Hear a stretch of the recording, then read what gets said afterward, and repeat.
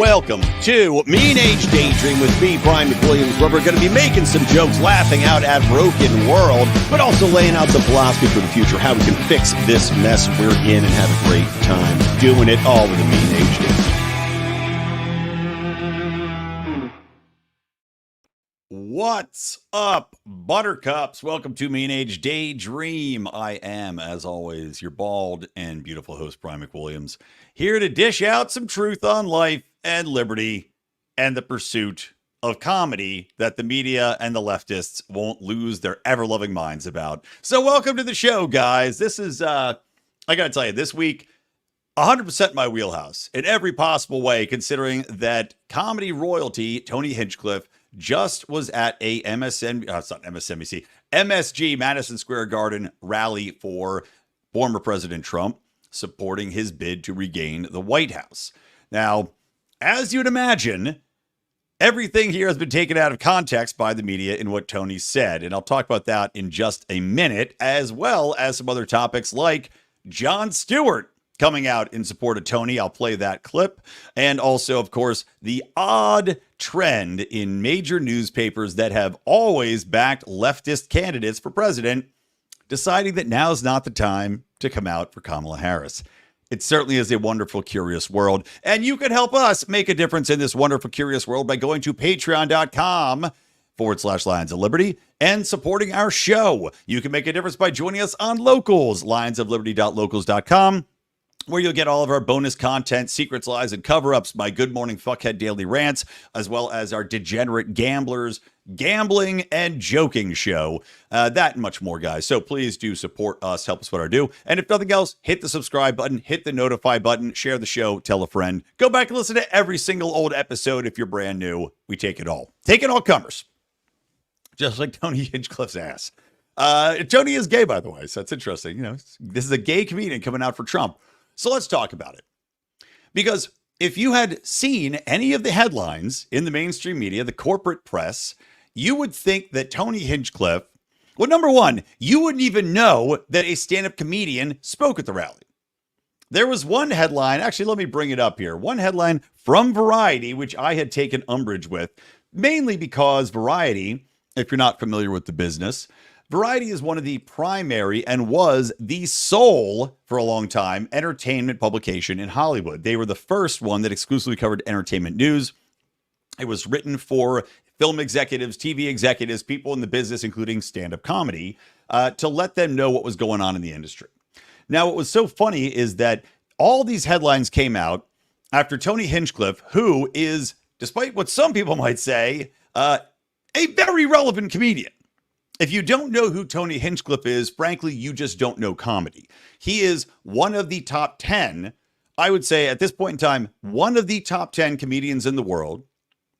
He just sold out, I think it might have been Madison Square Garden, for a Kill Tony podcast recording. Now, he in his own right can sell out, smaller venues to just do his own stand-up. At this point, it might even be big venues, kind of like Bert Kreischer style, where he can sell out football stadiums. But he certainly can and has sold out stadiums like Madison Square Garden for the Kill Tony podcast. Now, this is a show that started out in the Comedy Store right here in LA. He now has moved to Austin, I believe. So I think they do it out of the Comedy Mothership, Joe Rogan's comedy establishment. Of course, the Mothership was established because Joe Rogan wanted to run a comedy club on his own, devoid of all the bullshit and leftism and control that these people exerted. And now Austin has arguably become the home of comedy. New York, of course, still very prominent, but so many people have moved to Austin for this reason. It's kind of surpassed a lot of other places. Regardless, Kill Tony is one of the most popular podcasts in the world. Tony Hinchcliffe is one of the most well-known comedians in the world, if you have anything and any knowledge of comedy, and his speaking at the rally is a huge deal. This is probably why they want to be undercut so much by the mainstream media, why they don't want to acknowledge that he's even a stand-up comedian. Because every headline has read from this corporate media, and again, you have to wonder, when did the memo go out from the DNC to all these media outlets? Because similar to what you saw during COVID, similar to how all of the corporate media outlets that are run by leftists started calling Trump and Vance weird all at the same time, well, they all reported that a speaker at Trump rally says either extremely racist or racist remarks about Puerto Rico. Now, none of this is true. And none of them, you'll notice, mention the fact that the person who said these supposedly insulting, supposedly racist remarks is a stand-up comic known for making crude and, frankly, sometimes arguably racist jokes. Now, I personally don't believe that you can have a racist joke. A joke is a joke. It's up to the person and their interpretation of it. But typically, a joke is a good joke if you laugh. Whether or not that's tied into race is a different question. But frankly, even if it is, it's still funny if it lands. Patrice O'Neal, tragically, rest in peace, a very famous black comedian, made this similar point. He would go on and debate leftists about the merits of stand-up comedy and how a joke is only a joke when it lands. And frankly, you shouldn't be judged on a joke if it doesn't work because you're trying to get it to the point where it does. The best comedy works. The best comedy makes people laugh whether they agree with it or not. And Tony Hinchcliffe is exceptional at this, at mean jokes that hit you at a point where you don't really expect the punchline coming. The joke in question he got ripped for was talking about Puerto Rico, because if you don't know, Puerto Rico has a horrible trash problem, and he had said it was a floating island of garbage. He didn't say the Puerto Rican people are garbage or trash, but he said, and this is not verbatim, that the island was a floating pile of trash. There have been so many documented instances, documentaries made. There are billions being spent by governments to get the trash problem in Puerto Rico over. I read an article recently saying that the average person in Puerto Rico generates a full pound of trash more than anywhere else in the United States territories. An entire pound more, and they're on an island where the trash dumps are full. It was ordered closed. They have nowhere to put their garbage. This is a fact. No one wants to talk about that in the corporate press. And the thing that pissed me off about Variety, which I had talked about earlier, being an entertainment publication, this is their headline. Bad Bunny, Jennifer Lopez boosts Kamala Harris after Trump rally speaker bashes Puerto Rico as a floating island of garbage. That's the headline.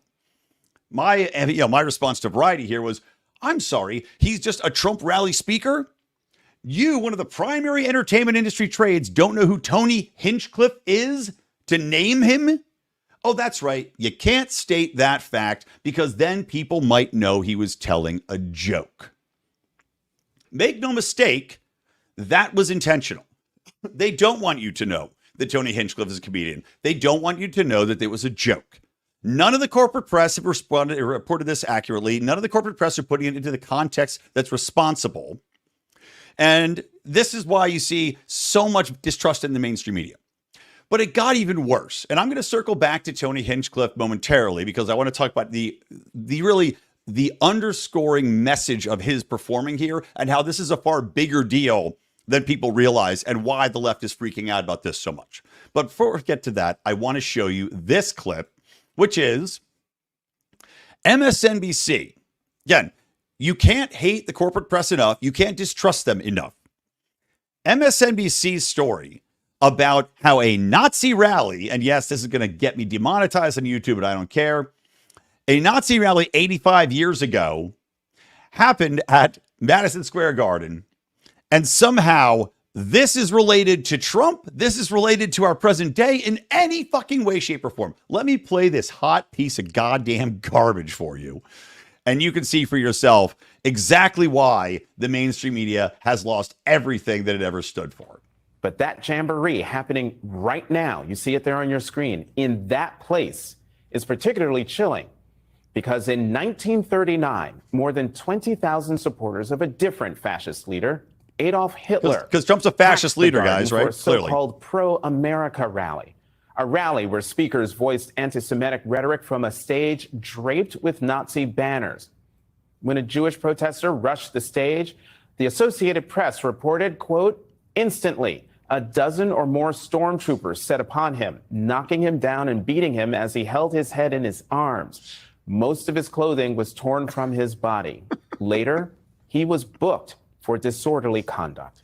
So remember, this rally comes just 85 years afterwards because that's a momentous number. I don't know. It seems like there's any number of numbers that have been associated with anti-Semitism. I thought 88 was one. Is 85 one too? I don't know. According to all the leftist Jewish scholars, any number Trump says is anti-Semitic. How fucking retarded do you have to be to run this story? If anybody watching this thought, my God, there's a linear connection there. Clearly, Trump is trying to emulate this event. I mean, it's only 85 years later. What's he doing? Too soon, buddy. Too soon. But also, not only do they point out that this rally has happened, and never mind, at no point in time did they accuse the New York Knicks of platforming anti-Semitic, in the same place that a Jewish man's clothes were ripped off. The New York Knicks scored 85 points tonight. 85? It's like, what the fuck? You can see that wrapped into your ESPN coverage. A mere 85 years after anti-Nazi rally, the New York Knicks achieved their 15th win of the new season. Wow, that guy, what's his name? Bruin, whoever that, Jalen Brunson. Jalen Brunson was incredible on the same court where a Jew was beaten soundly 85 years ago. Unfucking believable. Unbelievable. Oh, some guy in the comments is saying that the New York Knicks didn't spew hate speech. Thanks for watching, guy. Appreciate you tuning in. Okay, so you got to love this too. MSNBC, it's not just enough that they had a rally here. They have to tell you a story of a specific instance where a Jewish man got his clothing ripped off and then was arrested for disorderly conduct, as if that has anything to do with anything. Cool. Okay, good factoid, MSNBC. Now, the reason that they're freaking out so much about this rally is, number one, because it's in New York, right? They're doing it here because it's an affront to all good New Yorkers, right? Most of them are liberal. That Trump would have a rally there, that he could draw so many people there. That's one of the reasons they're freaking out about this. The second reason is, frankly, the desperation factor. Kamala Harris is dropping in the polls. Trump is now, in some polls I've seen, superseding her. You've got, oh God, who's that guy? I want to say Roger Federer. I'm blanking on his name. The hulking goiter boy from Pennsylvania who was elected there. He's out there saying it's unbelievable how much support Trump has gotten in Pennsylvania. If Pennsylvania goes Trump, the election's basically over. So you can see it's a full court press time 1 week in advance. But circling back to Tony Hinchcliffe, the fact that you've got Tony Hinchcliffe, the fact you've got a mainstream comedian getting up on stage, one who is absolutely popular with people on both sides of the spectrum, mind you, willing to speak at a Trump rally, sends shivers down the spines of the left, because the left dominated comedy, right? They owned comedy for so long. And if you didn't toe the line, if you didn't say, I'm a Democrat, I'm a leftist, I will go along with all the woke bullshit, I will repeat every single catchphrase ad nauseum, then they would come after you. You wouldn't be able to work anymore. Your agent would drop you. Look what happened with Gina Carano. And granted, she was an stand-up comedian, but I could give you more examples. Gilbert Gottfried. How about that? Gilbert Gottfried made a joke about the Japanese tsunami and was blackballed because he was insensitive, right? So Tony Hinchcliffe saying, screw it. I'm going to do this Trump rally. I don't give a damn. I believe that he's the way forward. I believe in the man. I think there's two reasons. Number one, he's a Trump supporter. He thinks that Trump gives the better offer, the better position to take the country forward. He's seeing all the bullshit from the left, from Kamala, from her supporters, from the DNC. You know, the same divisive, tried and true, everybody's a racist, everybody's a sexist remarks. And remember, like I said, Tony's gay. So it's even more powerful for an LGBTQ, whatever guy to come out and say this.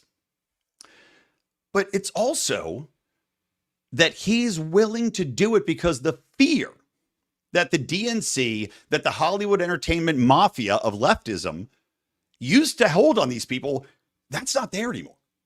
Look at Shane Gillis. Shane Gillis is another unbelievably popular comedian who was canceled by the left, dumped from SNL, dumped by his agent, who then became even more powerful. Star Wars like struck down and became more powerful than they could ever imagine, where they had to invite him back on SNL to host. And by the way, Shane Gillis, he does one of the funniest Trump impersonations you're ever going to see. The power of the left to silence people that have differing opinions that are in the entertainment industry has waned. It's gone. It's undercut. Tony Hinchcliffe just put a nail in that coffin. And that's a huge amount of power for them to lose.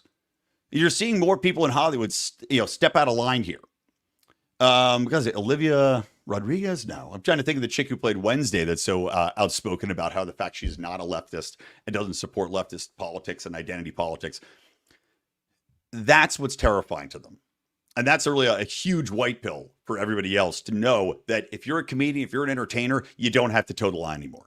There's other options. You can make money other ways. There's a whole different economy that doesn't operate under the guise of leftism that's going to destroy you if you dare to make a joke, come after Hillary Clinton, which, of course, Tony Hinchcliffe did, among other things he joked about.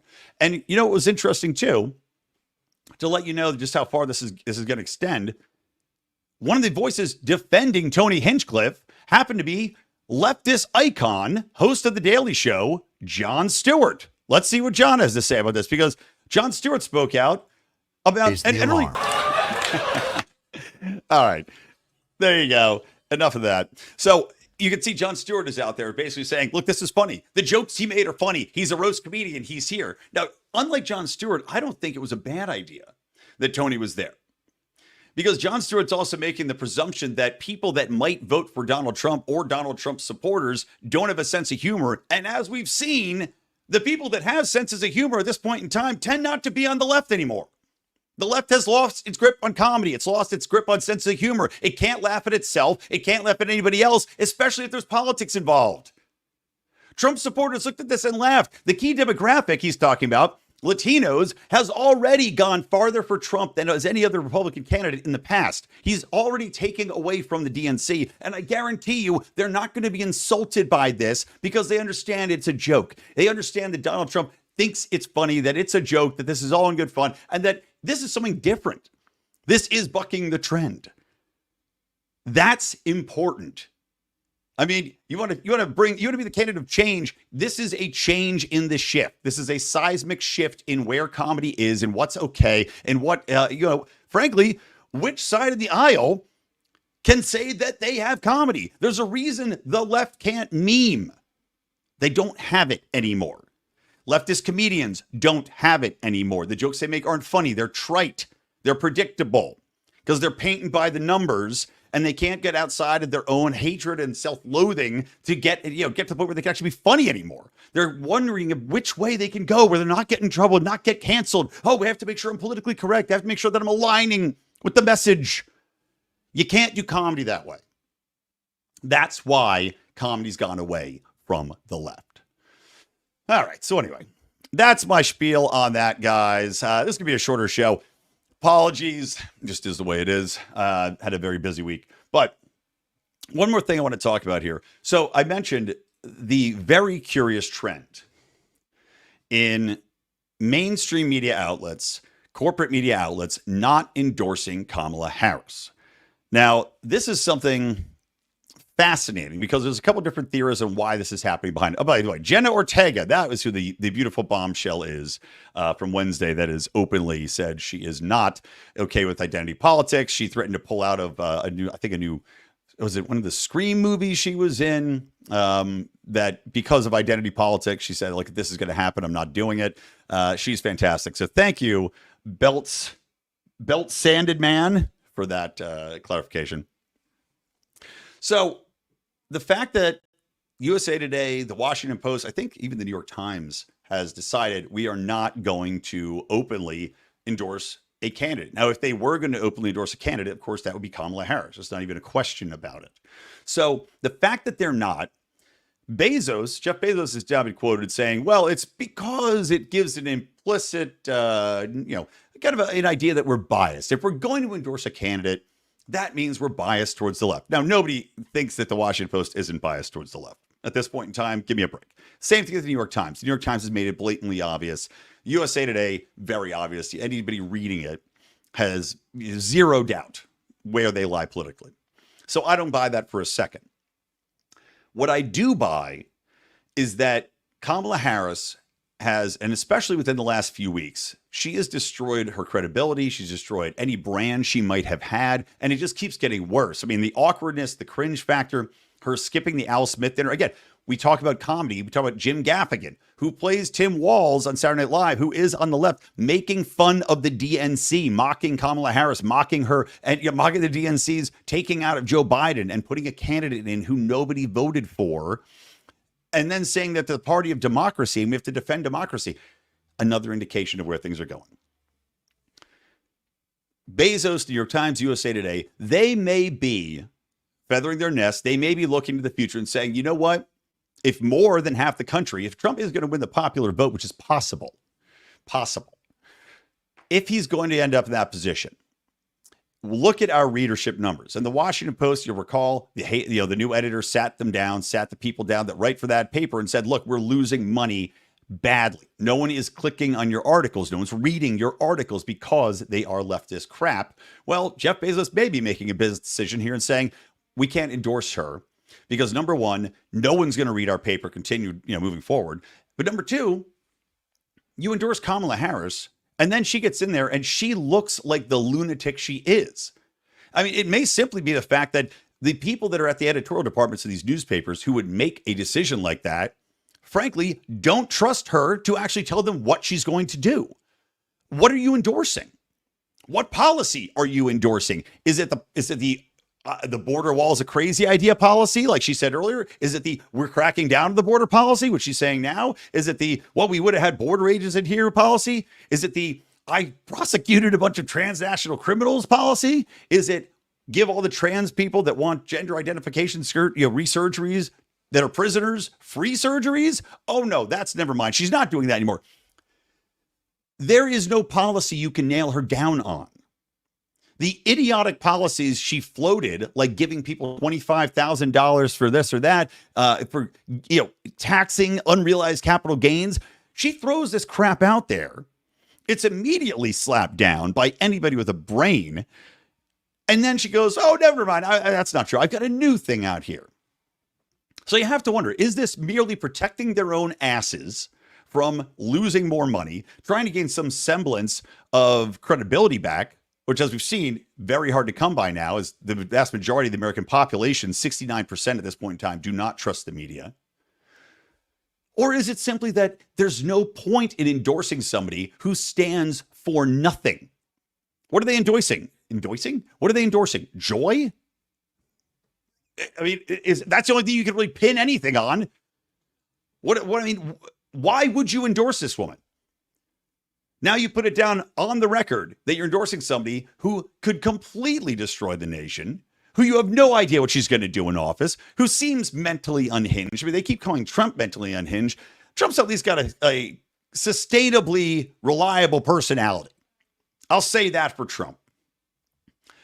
Trump's eccentric, for sure. He's an egomaniacal lunatic, for sure. But there's continuancy there, right? There's at least a noteworthy personality that is sustainable. He's the same.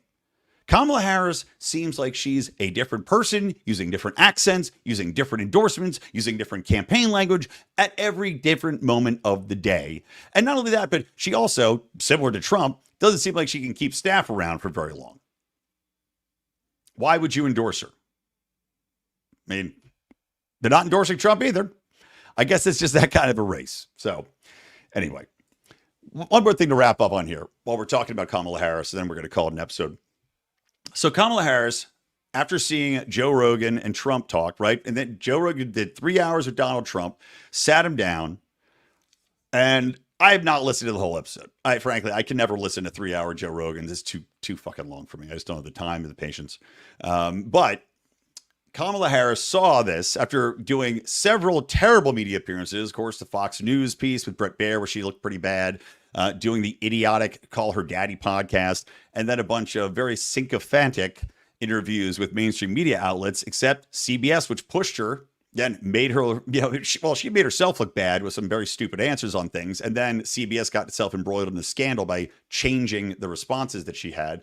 But then also followed us up with an interview, I think, with NBC, where she was again pressed on issues like the border and other topics where she just doesn't have good answers. Pushed on Israel, she doesn't have good answers. So now she's looking to say, okay, well, I'll go on the Joe Rogan podcast. Trump did it. I'd look like I was jumping it. The offer's out there. He's got the biggest podcast in the world. Except, unlike Trump, unlike every other guest, Kamala Harris, per Joe Rogan, is now not going to come and sit down for 3 hours. The offer now is that Joe Rogan has to come to her at a location of her choosing, and they're going to do an hour. Now, I can guarantee you there's no way it's going to be even an hour. Brett Baer was promised a half an hour interview, and I think he got 20 minutes of Kamala's time. She showed up late, intentionally, by the way. So Joe Rogan, I think it would be stupid to take it. Even an hour would be a waste of his time because it's not going to be an hour and she's going to filibuster it and he's not going to get any real answers out of it. That's the thing of the 3-hour interview with Joe Rogan is he's going to drill down with you. You're not going to be able to escape that confrontation, that conversation, that fact-finding mission.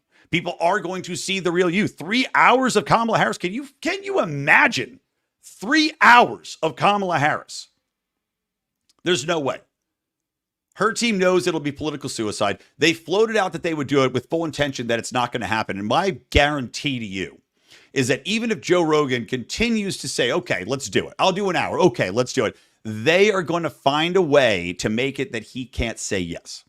Because doing his show is political suicide. Even an hour is beyond Kamala Harris's capabilities. She will be exposed. It will look terrible. It will be an absolute embarrassment for her campaign. They have enough time now. Or actually, they don't have enough time. They can filibuster and go back and forth in negotiations and say, you know what? We have to do last minute campaigns. We just can't make it work, Joe. That's what's going to happen.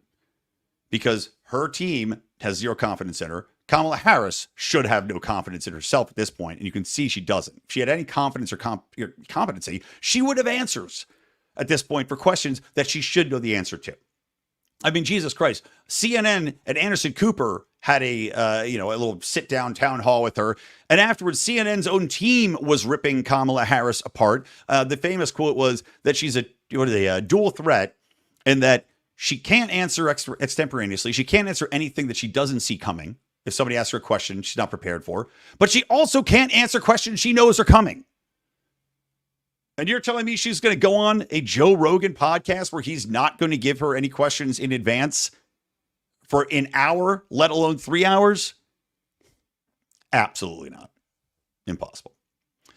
All right. Well, guys, thank you for tuning in. You can support our show. Go to Patreon. Go to Locals. Of course, you can also subscribe to us on a podcast on YouTube. Make sure to hit that notify button because we are very shadow banned. And of course, you can follow us at Lions of Liberty or at Brian McWilliams.